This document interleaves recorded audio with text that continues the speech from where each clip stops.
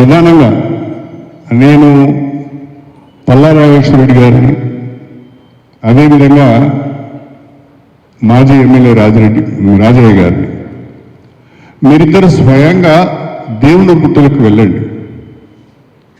అటవీ అధికారులను, రెవెన్యూ అధికారులను, రైతులను, మీడియా మిత్రులు అందరినీ తీసుకువెళ్ళండి. ప్రజలందరి సమక్షంలో మీరే విచారణ చేయండి.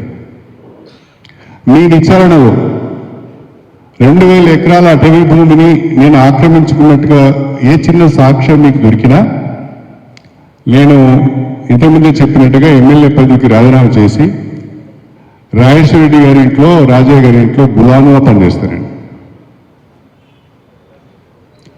మీరు నిరూపించలేకపోతే మీరిద్దరు నా ఇంట్లో గులాంగా పనిచేయాలి. నిరూపించకపోతే మీరిద్దరు నా ఇంట్లో గులాములుగా పనిచేయాలి. నా సవాలును కాస్తంత తెలంగాణ చీము మిత్రుడైతే అంగీకరించాలి. కాస్తంత తెలంగాణ చీము మిత్రుడు నా సవాలును అంగీకరించాలి.